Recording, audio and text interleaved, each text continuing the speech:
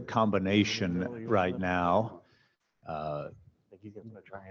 that is all about security, but then we've connected the dots between the security folks and the defense lawyer and the law, and trying to put it all together. So let me start. Let me start on the far right with Jacob Malatesta.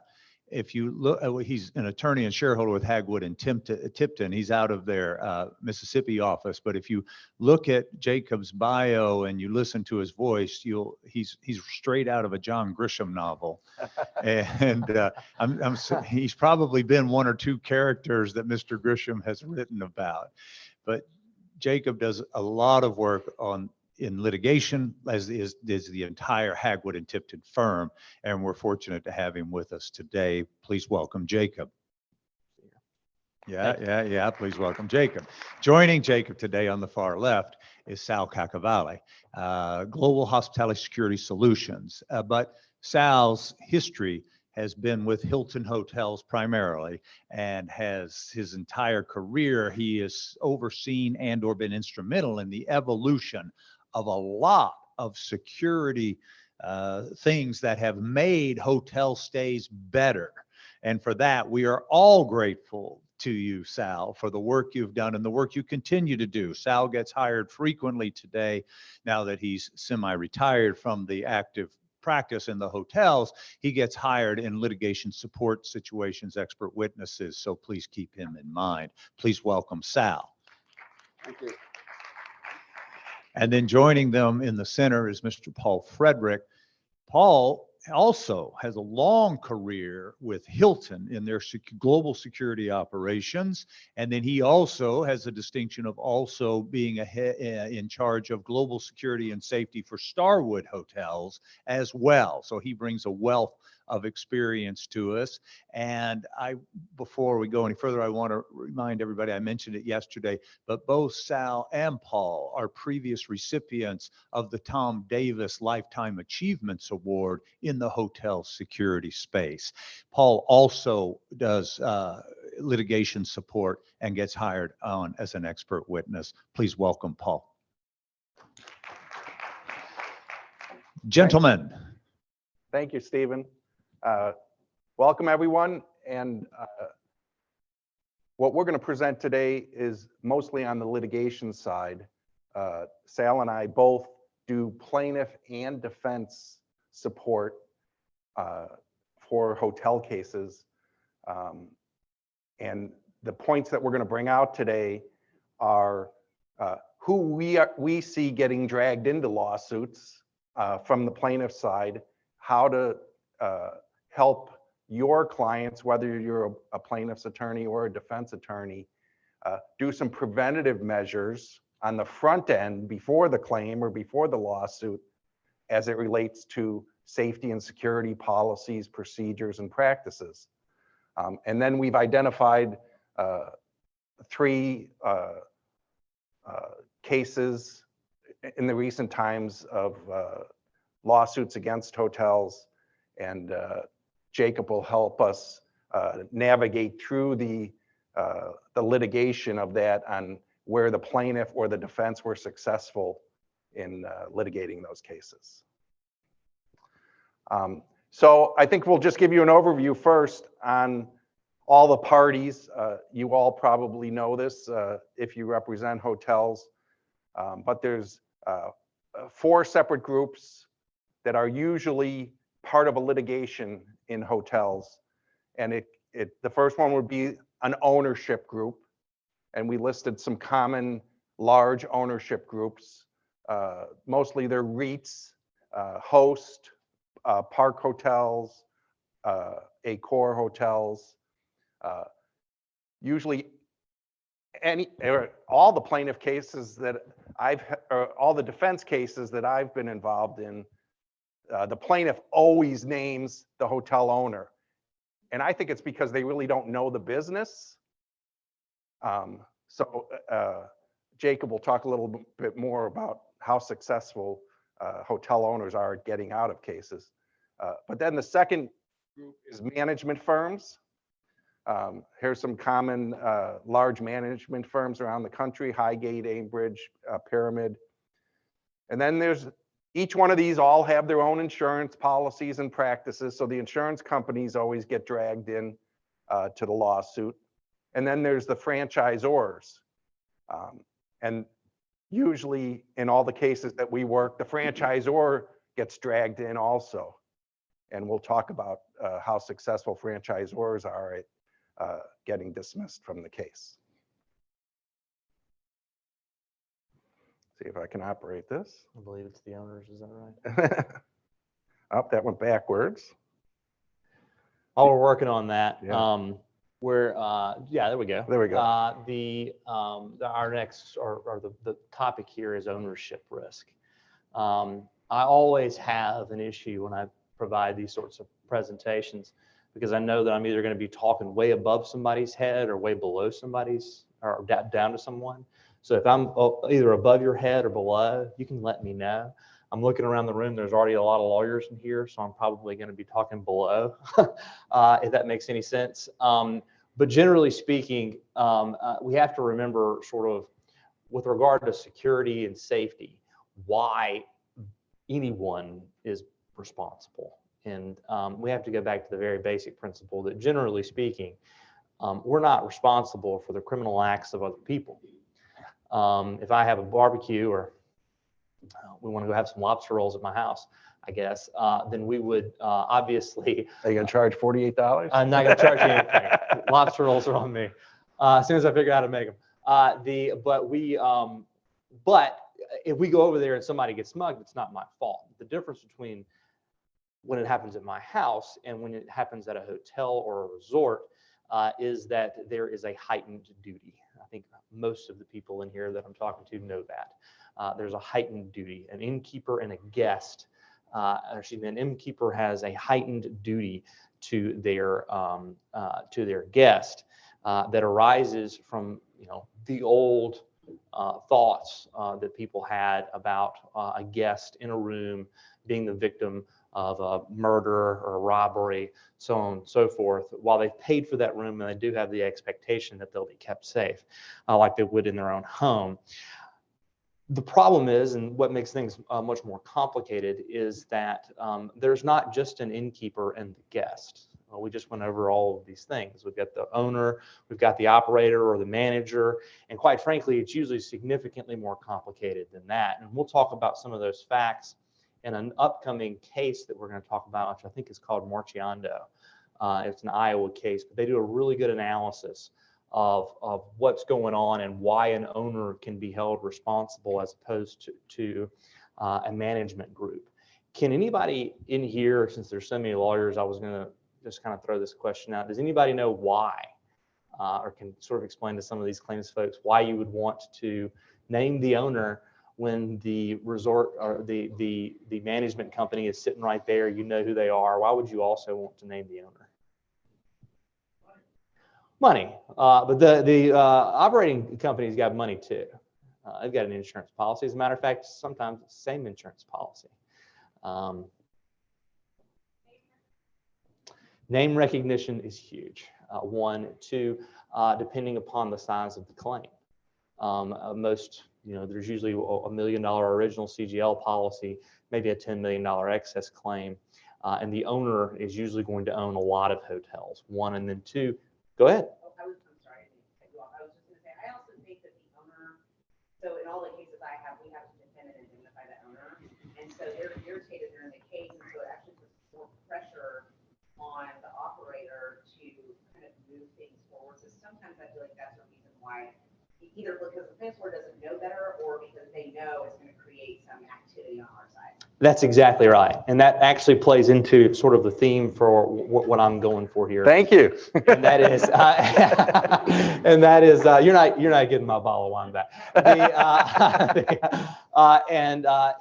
It's this. All too often, there are two tools that the owner and the manager can use, or the management company can use in a premises liability or a negligent security case to battle a plaintiff's attorney, and that's their hands, and they can put them together. and they can hold hands and they can present to each other in a clear, coherent manner how none of this was anybody's fault. Instead of there being a lot of backfighting, bickering going on, discovery, stuff like that. Is anybody familiar with Pascagoula in Biloxi, Mississippi, or the Pascagoula River? Do you know why they call it the Singing River?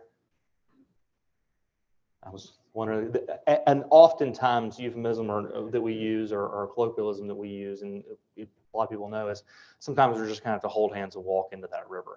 And it comes from an old, the Pascagoula tribe was being invaded by the Biloxi tribe. They were non-violent. They knew that they were going to get beat, so they held hands and walked into the river together. And supposedly you can still hear them singing, and that's why they call it the Singing River. But sometimes you're just going to have to hold hands and walk into that river, and you may drown, but you're going to be a lot better off than fighting over each other and getting massacred because somebody's coming. They're going to be able to divide the forces. But how do we decide? There's that, and then there's also the issue of, I think that you're right. There's the issue of collection as well. If you're looking at a $40 million case and there's a $10 million insurance policy, a piece of land is going to get sold at some point. And from a collections matter, a lien doesn't go away, and you can't transfer a good title without that. But that's one of the many reasons why there might be an ownership in there. One of the cases we'll talk about, Marciando, deals with a bankrupt management company. I don't really understand why they were so worried about the bankruptcy. There wasn't an insurance policy, but irrespective of that, the damages were going to be high, and they wanted to keep the owner in. And one of the ways that you do that, or you can go ahead and click and add the remainder of the things there. Let's see if I do They're, this right. as we said, always listed as a co-defendant for lots of reasons, none of which have to do with their liability. And then there comes the issue of, well, we're gonna try to get out of this thing, right? The owner is gonna try to get out of this some way or somehow, and maybe the plaintiff doesn't want to let him go, or likes the fact that now everybody's fighting. And instead of there being one group of lawyers that's representing both the owner and the management group, there's two separate groups of lawyers, and this one's saying, well, it's not us. Our management contract says that the manager takes on all of this responsibility, so you really got the wrong guy. If they want to keep you in, they're going to come up with some theories. And one of the theories that they use is what's called the ownership, is the ownership sort of principle, which is, and for those of you who don't know this, generally speaking, the owner of a premises, whether it's particularly a hotel owner, cannot delegate the duty to keep the premises reasonably safe. So in other words, they don't get that ability to say, well, it's not me that did all this, it was the manager. And the question is, are you actually the owner? And the owner is a really, really bad term. I don't know why we still use that term. It really is the controller, because oftentimes the person who technically owns the building actually doesn't own the building. Somebody owns it, they're leasing it from that person, they're technically in possession of the building. No one ever brings a deed to court to prove ownership. It's really about control. And your management agreement, for whatever you've negotiated, is going to dictate that control. And a lot of this you guys already know, but that's what the courts are going to look at, one. And then what happens when you've got a franchisor agreement and a management agreement, and everybody's got different agreements about who's going to control what. And the court is going to look at who decided to indemnify who, which contracts said that they would be the most enforceable, and then look also at potential public policy issues as well. In other words, are we going to let this guy leave when he really wasn't an absentee owner? And an absentee owner normally does get out. Quite frankly, most of the time, these owners do escape liability because there are strong management agreements in place, one. And then two, they really aren't doing that much with regard to control of the facility. And when I say control of the facility, what I mean is not supervising, I think it was, I like the word that you used, the look and take, or the sneak peeks, secret shoppers type stuff, whatever. They always have the ability to sort of say, "Nah, we're pulling our brand," or "You don't get to control the premises anymore," or "We're going to hire a new management company." That's not control. Control is when you are directing how the work is done, and the method and manner in which it's done on a day-to-day basis. Not just handing somebody a manual, but saying day-to-day, hiring, firing, deciding who does what, when and where. Those types of control usually are what courts look at. And they'll look at the contract, and then they'll look at the day-to-day operations as well. And I have talked a lot, so let's go to the next slide.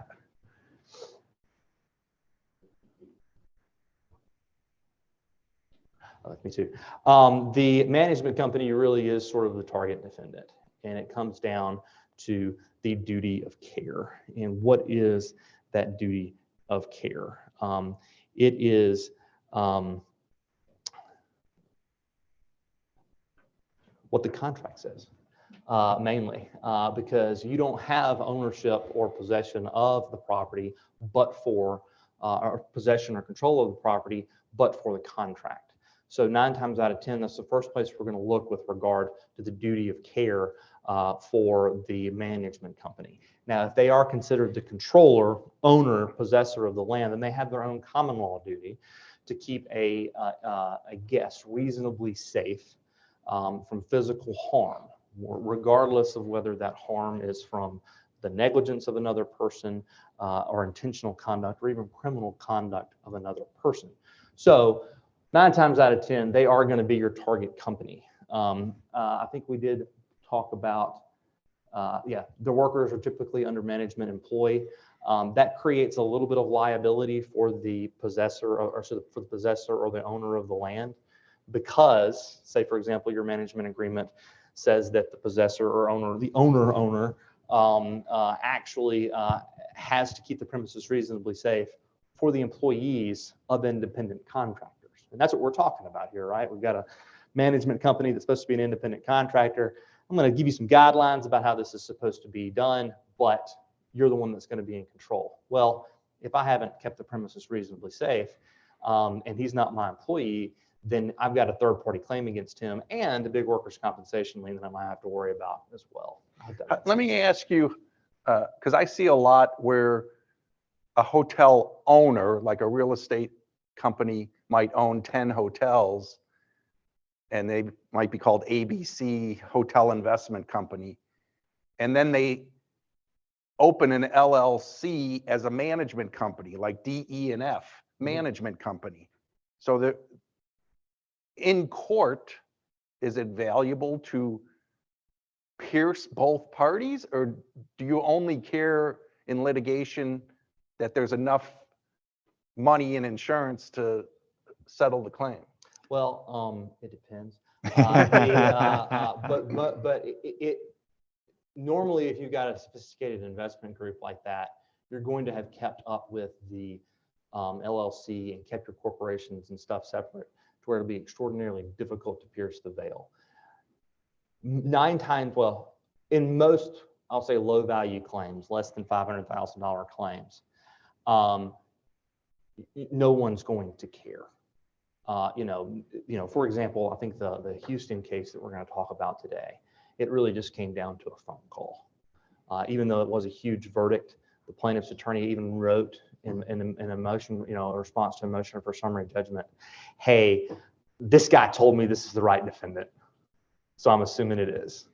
And I'm not going to go and sue everybody else. As a matter of fact, I'm dropping their claims against them. You know what I mean? I just want this person, and whoever it is, I'm willing to go after. And I don't think he thought that he was going to get the verdict that he did. But that's usually how that works.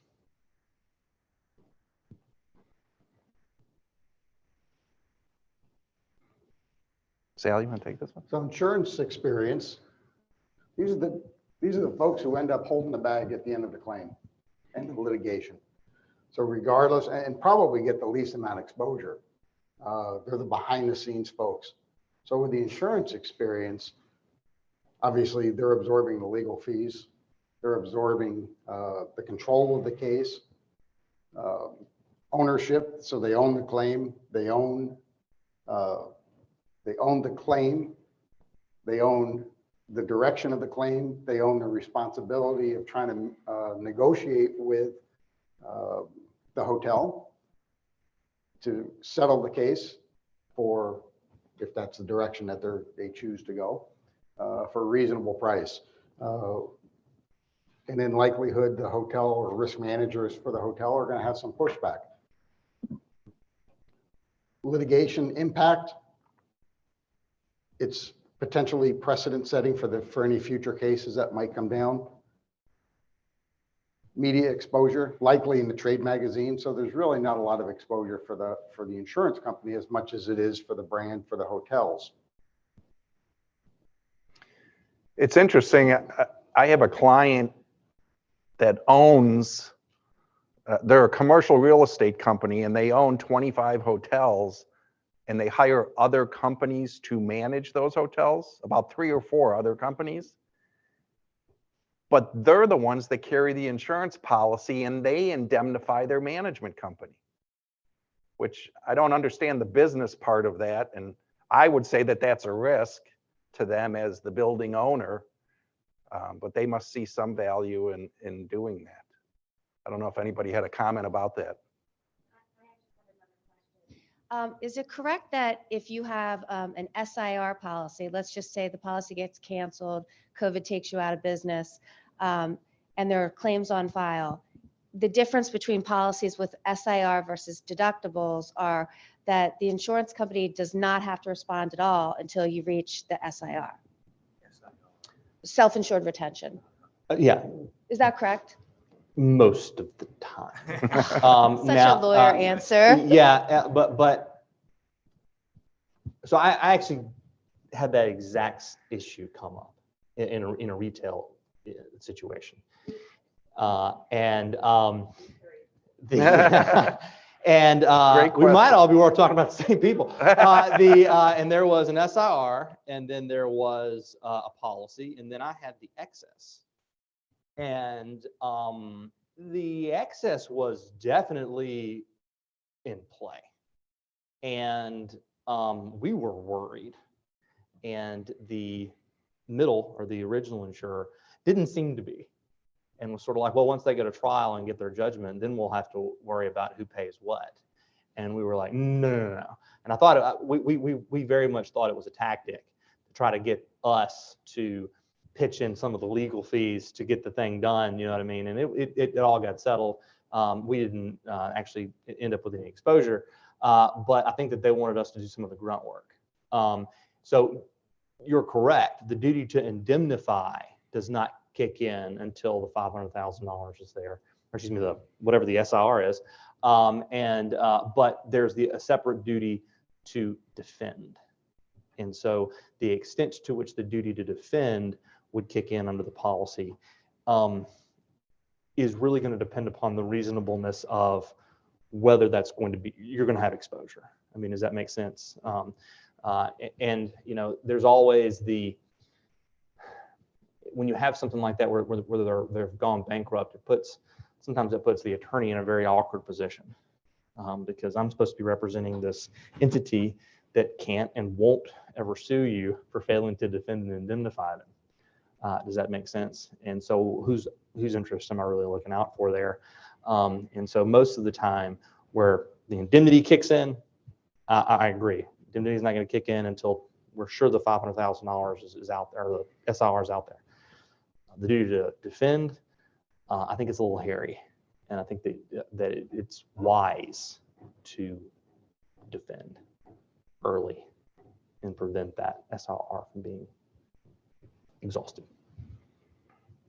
Of course I do. The guy's going to be defending it, right?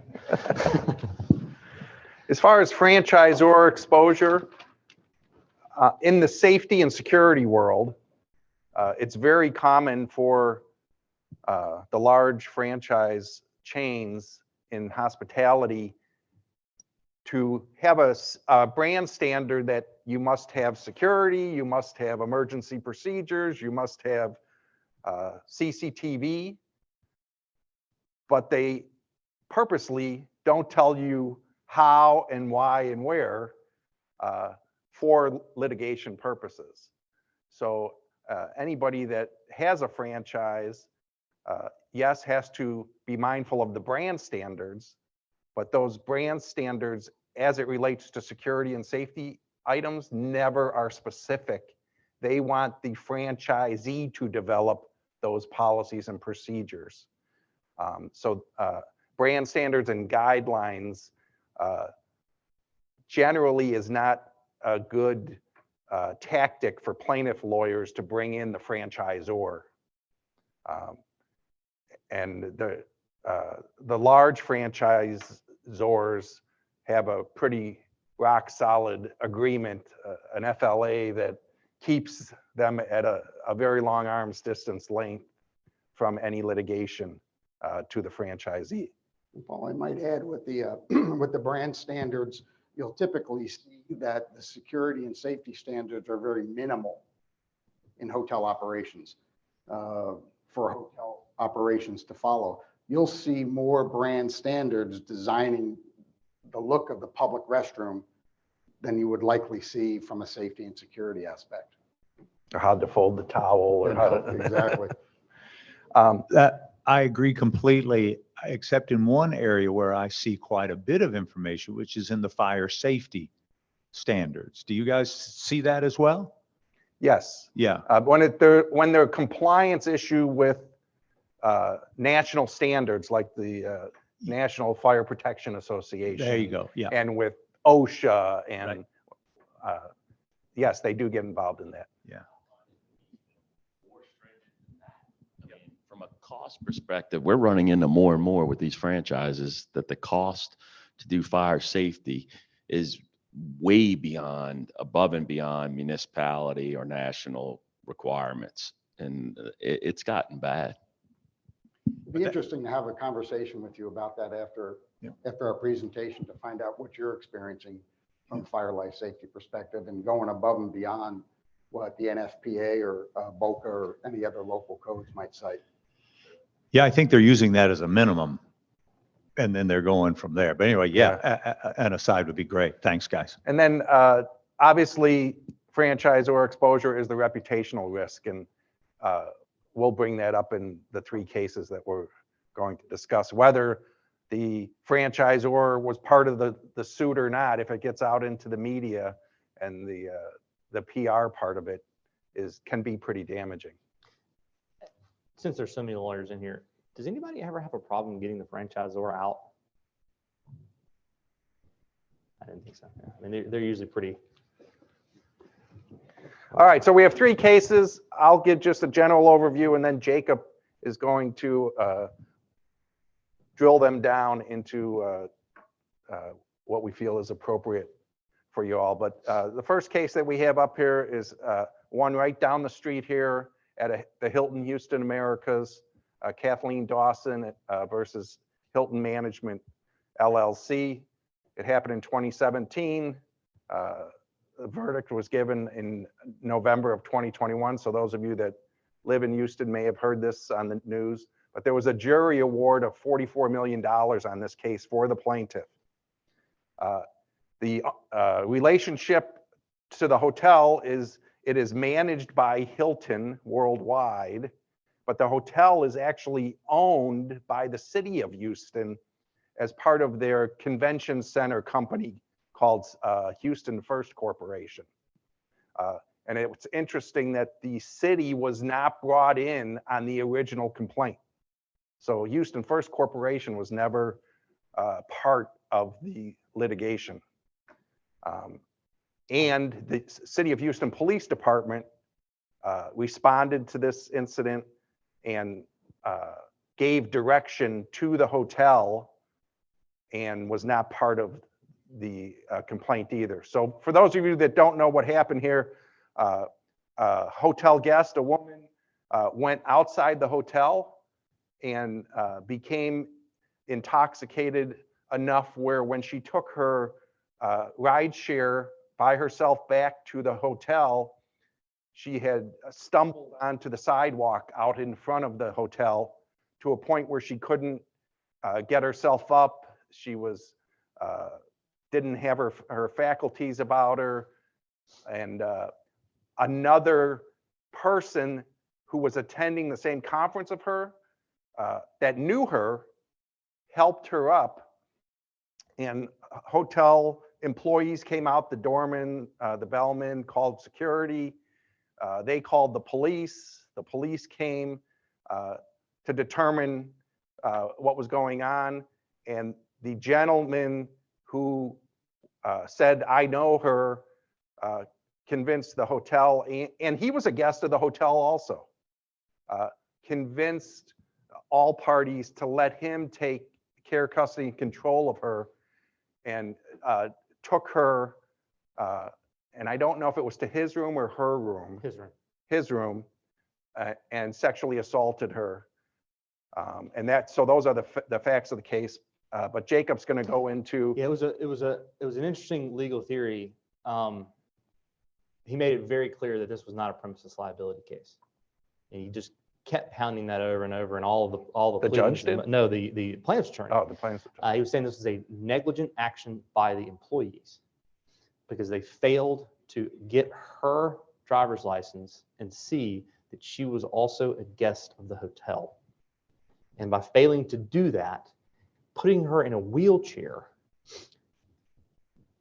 pushing her to the guy's room, and then allowing him to take her inside, those were the negligent acts, not failure of security, failure to have proper policies and procedures, so on and so forth. They were saying that a reasonable, prudent person, under like and similar circumstances, such as that, would have checked for her ID. And I don't have the trial transcript. It did not go on appeal. It settled after the $44 million verdict. But the allegations made in the motion for summary judgment were that the police actually notified the front desk of this woman who was laying out on the pavement. They found the guy with her, and his pants were unzipped, and no one at the hotel or the police wanted to know what was going on, especially considering the fact that she was essentially incoherent and needed to be placed in a wheelchair in order to get back to her room. According to the plaintiff's attorney, and you know how much you can trust them, there was a lot of victim blaming at the trial, and that resulted in the inflammatory verdict. But there's been, as there shouldn't be, no response by defense counsel or the defendants in the case. It was simply settled. But it's an interesting legal theory. I'm not sure how it will play in other states, but for right now, it's good law that the negligent actions of a specific employee, as opposed to a premises liability negligence claim, led to this going to trial.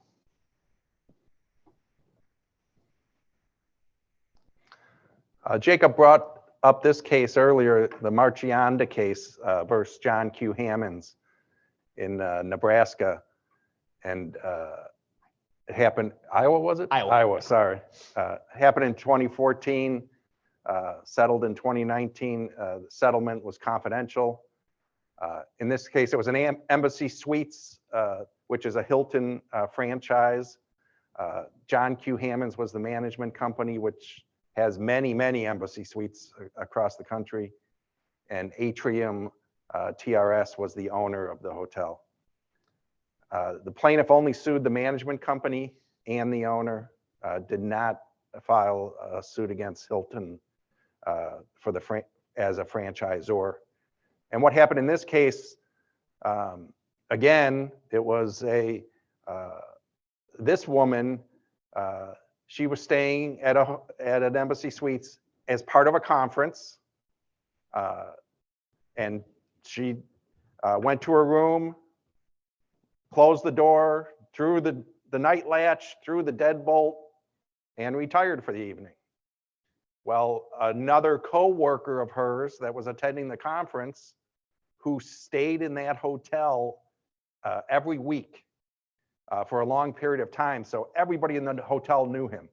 The front desk knew him, the engineers knew him because he would call them up to fix his toilet, and he convinced the hotel engineer that he needed to check the welfare of his coworker, and convinced the engineer to bypass the deadbolt lock and cut the night latch for him to go Through the in the, while this woman was sleeping to check her welfare, and then the engineer just left. And he sexually assaulted his coworker. This was an interesting case because it presented one of the few things that a lot of litigation attorneys usually hate this, but I absolutely love it. It's a procedural quagmire. And we had so many entities and so many parties in this case that, you know, all the letters were getting, it was confusing. But at the end of the day, the court held that there was the owner, when we talked about owner of the hotel, was the franchisee, because the actual owner was a subsidiary of some management or some ownership group. It leased it to the franchisee. The franchisee had a franchisor, an FLA with franchise with Hilton or Embassy Suites. And that agreement said that they would control the premises. They could hire a management company, but it was up to the right of refusal was with the franchisor. Your typical FLA. And but at the end of the day, that set of indemnity provisions, that if anything happened, we will indemnify you. And if there is any other contract out there that conflicts with this contract controls. It was signed first. Then there was a management agreement in which the managing entity took over all of these exact same duties and signed the same thing. This agreement conflicts with any other agreement. This one controls. Well, that one had been signed first. They had agreed to take ownership and possession and control of the property. And the court said that you were the controller. You were the owner of the property. And as a result, you had a non-delegable duty. So while John Q. Hammonds can be held responsible, you can be held vicariously liable for John Q. Hammonds' negligence because you had this duty to keep the premises reasonably safe. And it's an extraordinarily long opinion. It's one of those where the facts are really long, and at the end they're like, no. Just kind of concluded real fast. But it's an interesting case because they were really trying to keep the franchisor was going to get dismissed. Everybody saw that, the writing on the wall there, and the Hammonds was bankrupt, and they appear to be somewhat of a turnip, and Atrium was the actual franchisee, and they ended up being on the hook for that.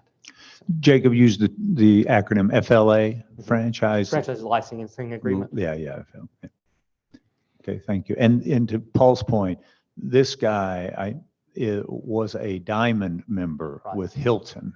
And it's a perfect example of how the customer is not always right, because he used that status, as Paul mentioned, to get the staff to do things they otherwise wouldn't do. I mean, the facts are just egregious. Yeah. And He was familiar with the bartender. The bartender even made a comment because he had approached this woman several different times while she was staying there, and she had rejected his advances each time. And the bartender made the inflammatory comment on the last night that it happened, something to the effect of, "It looks like he struck out again." You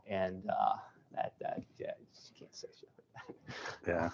it's a case everybody should read in the hotel business, for sure, about training and what to do and what not to do, for sure. And then everybody's probably heard of the Aaron Andrews case versus Marriott International. And this was where Aaron Andrews, who's a famous sports reporter, was at a Marriott franchise in Nashville, Tennessee. It was owned by Windsor Capital, or the management company was Windsor Hotel Capital, and the owner was West End Partners. Marriott International was dismissed from the case, but anybody that knows the case, if you talk about this case, says, oh, at the Marriott, it happened at the Marriott. So the reputational risk was completely on the franchisor. But this jury award was for $55 million. Marriott International did not contribute to that $55 million at all. So part of this, or this case, if you don't know, it's been in the news for a long time, but Erin Andrews had a kind of like a stalker who followed her around to a couple hotels where she would stay. And he always tried to get the front desk to put him in a room next to her or across the hall from her, saying that he was a coworker and needed to be in close proximity to her room. And the hotel front desk allowed that. And then he would track her comings and goings from the room. And he would, while her room door was closed, while she was out of the room, he unscrewed from the corridor side the peephole from the door viewer. And then when she came back, then he stuck his cell phone into the hole and videotaped her in the privacy of her closed and locked door. And then he published it on, I don't know if it was on YouTube or one of these social media things of her getting dressed in the morning. And that was the part of the claim. I think all the transcripts for this Man, they got it locked up tight. locked up in confidentiality. Yeah, I mean, it was reported and so on and so forth, but I can't get a hold of any of the pleadings. There's two things about this case that kind of, reviewing the facts, I bring my attention to. The first is that all too often, my insurance client or insurer, person who's actually going to pay the money, likes to harp on that part of the law that says the innkeeper is not the insurer of safety.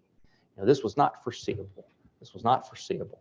And when you try a case like that, you want to try to put the jury not in the position of a big management group or a big ownership group. You want to put them in the position of the guy at the front desk. Was it reasonable for the guy at the front desk to think that if he gave this guy the room he wanted, it was going to result in the damages to the plaintiff? I don't think this was reasonably foreseeable. I think that this probably should have been dismissed on summary judgment, quite frankly. That's my opinion. I don't have all the facts.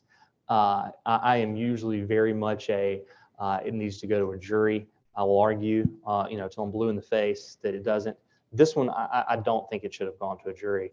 I don't think anybody could have reasonably foreseen that this guy would follow her around to several hotels covertly, book things under, I think he did it under different names as well, and do it, he was a stalker, there's no doubt about that. And he was doing this, for his own purposes.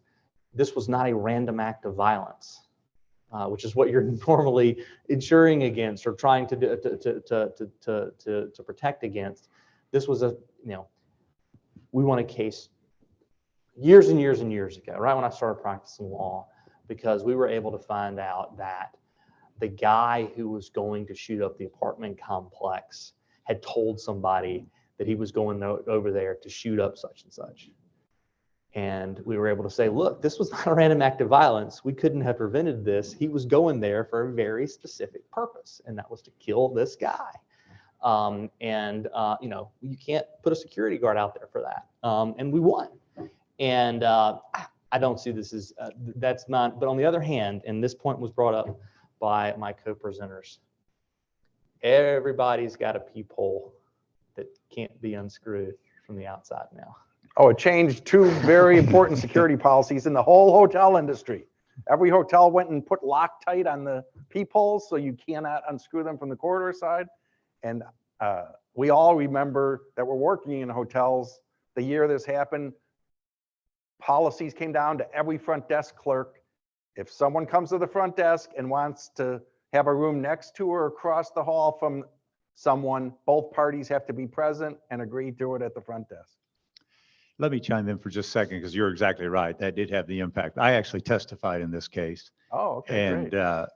so, yeah, I do have all the if you're I like that. interested. On the defense side, it wasn't our best day. But let me add a couple of things. First of all, the recitation of facts was spot on, but this guy committed at least 5 criminal acts in order to accomplish what he did. So the foreseeability of that was, I mean, one of my comments was they could have had the Navy SEALs in this hotel and they wouldn't have been able to keep this from happening because of all the different things that he did to make it happen. The second thing was, in my opinion, the judge was totally smitten with Erin Andrews. I mean, he was just starstruck. For instance, he would not let us testify that she had just traveled under an alias, which everybody at that time with her status would do. This would have never happened. But they didn't sue. I think she was working for Fox Sports at the time, and then ended up or vice versa. But she didn't want to sue them because of her situation in the industry. But if they had a responsibility to teach her how to travel safely as a celebrity, which they didn't do as well. The other thing everybody's got to keep in mind, because this was an enormous verdict, I thought, for a video that came out, right? I'm not suggesting it should have happened or that she shouldn't have been upset about it, but you've got to keep in mind that this is exactly what we're talking about here, but the folks that owned West End, the ownership group, the night before, in the middle of the trial, the owners took some friends out to a bar, and they were the only ones in the bar, but they played the video of Miss Andrews and showing it to their friends, the one that had showed her exposed, and they showed it to their friends and they were laughing about it. And the bartender, who was a woman, became offended by that. And the jury wasn't sequestered. They had access, but that all hit the news in Nashville the very next morning. The night before the jury was going to come back with a verdict? Well, it was about a day and a half before the jury got the case, but there was still testimony going on.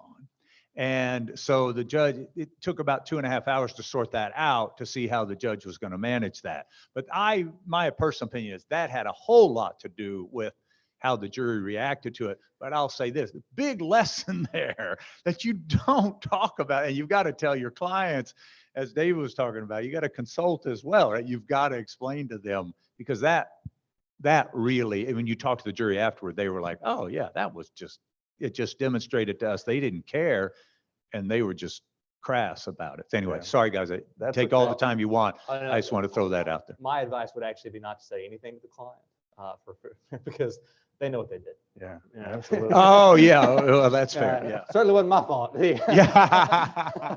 Fair point. All right, if you give us 5 more minutes, Take your time. now we'll tell you what you should do on the front end and how you can help all your clients prepare for or how to mitigate litigation in the future. Jacob? If you sign an agreement that says you're going to put somebody's name on your insurance policy, put their name on the policy. That would make everybody's life on this end of the barrel a lot easier. I can't tell you how often that doesn't happen. It's no different than the next pandemic. It's no different than being prepared for kidnappings, that type of stuff. Do what you said you were going to do. Because I have been involved in 2 cases, and I guess the second one was my fault, where I get a call, it's an emergency, we need answers filed immediately, you represent everybody. And then one of my clients forgot to put somebody on an insurance agreement. And now I'm in a very awkward situation where I'm supposed to be representing everybody, and there's an internal dispute going on. The other insurance company has hired a lawyer, and they're demanding defense and indemnification, at least indemnification and attorney's fees. And I'm sitting there going, guys, let's all try to, remember hands, let's hold hands. It's just a tough situation. So review your contracts, do what your contracts say. Make sure you put the proper entity on the insurance policies. I'm not going to get into the tripartite relationship, but I can't tell you how much easier it is when we don't have to worry about that. From the legal side, we just don't have to worry about getting sideswiped by somebody because we didn't do what we were supposed to do for both the insurer and the insured. Make sure that you know who you're going to be indemnifying, and go ahead and get that stuff done early. I mean, at the end of the day, if you know your indemnification clause is going to be enforceable, there's no point in litigating it. And the guy yesterday said, and this is what I try to do, and the way that I try to explain a lot of things to my clients is that this is no different than any other deal you're making. This is about a resolution. The only difference is that you don't get to walk away from the table. The jury does. They're the ones who get to walk away from the table, and you got to do whatever they say.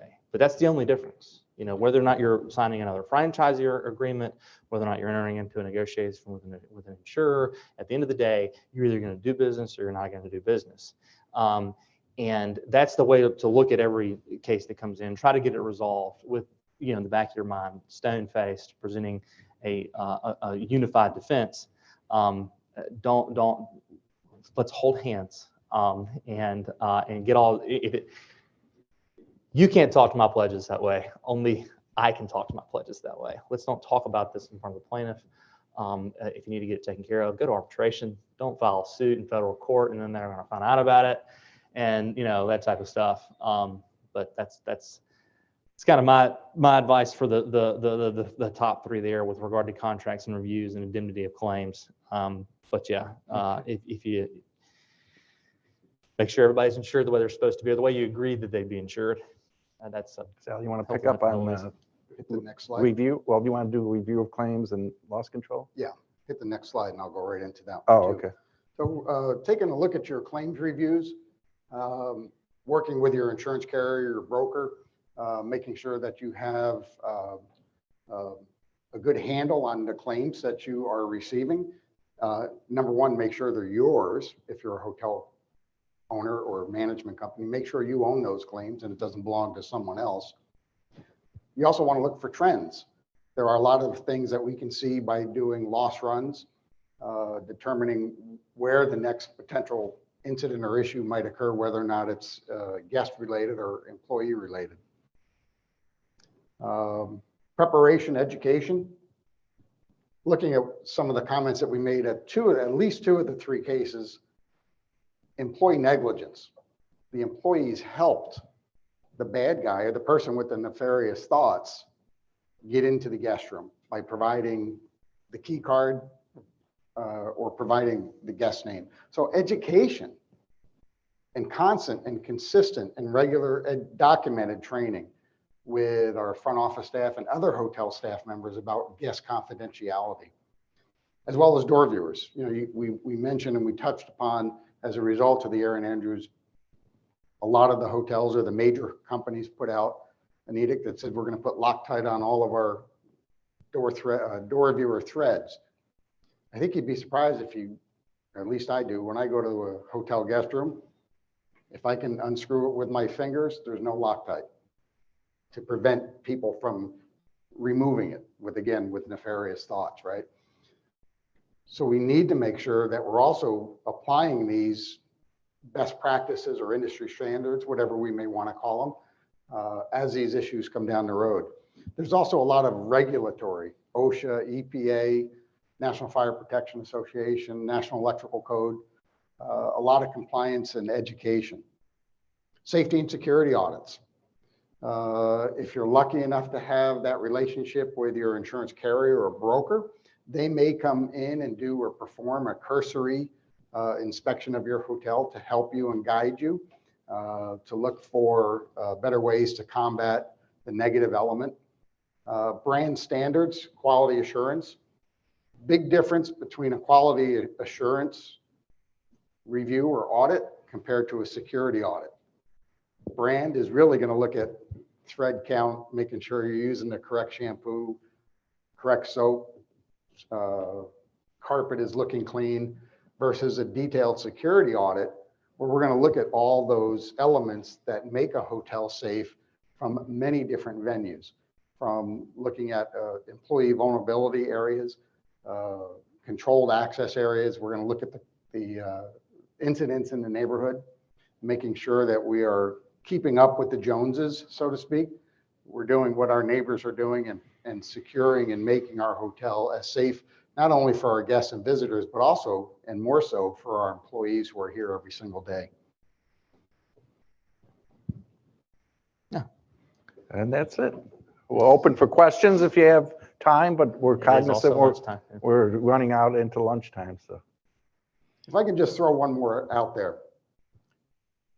For any hotel people here, Harry, I don't want to put you on the spot, but if anybody else knows this answer, when a customer checks in, how many times should you use that customer's name? 3. Who says 3? Why is it 3?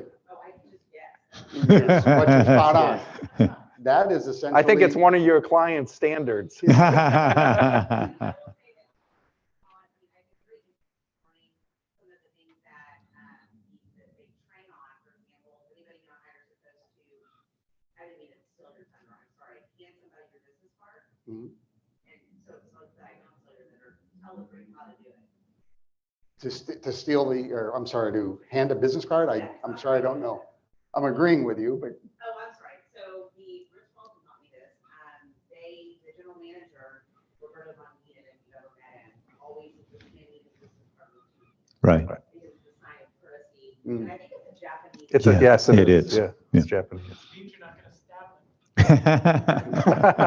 so using the guest name 3 times, right? And this is a little bit of my comical way that I see things in black and white cartoons.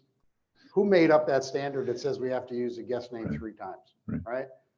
Somebody in a corporate office came along and said, got to use a name 3 times when a guest checks in. Name recognition. Well, why not 4 times? Why not 2 times, right? Why not just once?